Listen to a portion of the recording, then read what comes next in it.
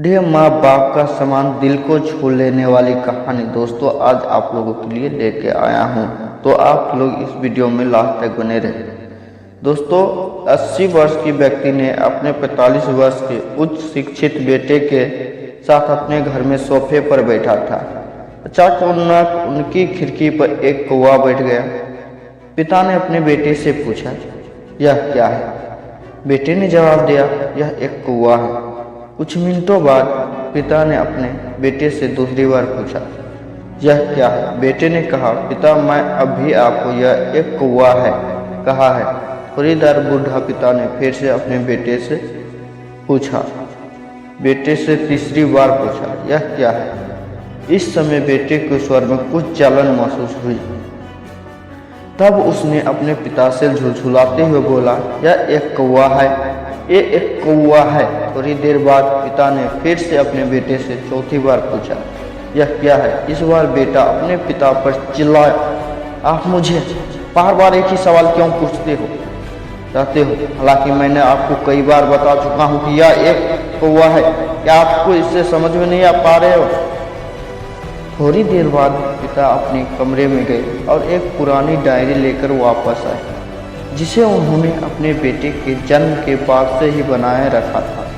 एक पेज खोलने पर उन्होंने अपने बेटे को उस पेज को पढ़ने के लिए कहा। जब बेटे ने इसे पढ़ा तो निम्नलिखित शब्द डायरियों में लिखे गए थे, आज मेरा 3 साल का छोटा बेटा सोफे पर मेरे साथ बैठा था। जब खिड़की पर एक कौवा बैठा था, मेरे बेटे ने मुझसे 23 बार पूछा कि यह क्या है, और मैंने उसे 23 बार जवाब दिया, यह एक कौवा था। मैंने उसे हर बार प्यार से गले लगाया और उसने मुझसे 23 बार फिर से वही सवाल पूछा।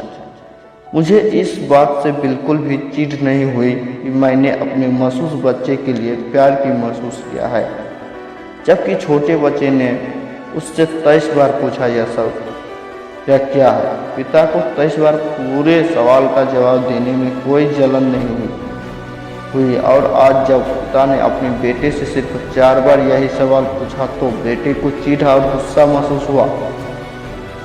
इसे पढ़कर उस बेटे को अपने किए गए व्यवहार का पता चल गया था, जिससे चलते अब वह मन ही मन बहुत शर्मिंदा हो रहा था।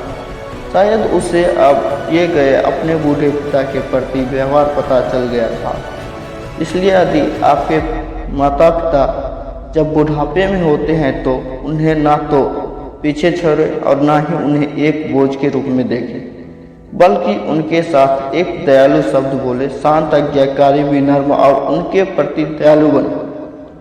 अपने पिता के प्रति विचारशील रहे। आज इस बात से को कहें कि मैं अपने माता पिता को हमेशा खुश देखना चाहता हूँ। जब से मैं छोटा बच्चा था उन्होंने मेरी देखभाल की। उन्होंने हमेशा मुझ पर अपने विनम्र प्रेम की वर्षा की है। उन्होंने आज समाज में मुझे एक व्यक्ति के रूप में प्रस्तुत करने के लिए तूफान और गर्मी को देखे बिना सभी पहाड़ों और घाटियों को पार किया। भगवान से प्रार्थना करें कि मैं अपने बूढ़ा माता पिता की सर्वोत्तम तरीके से सेवा करूंगा।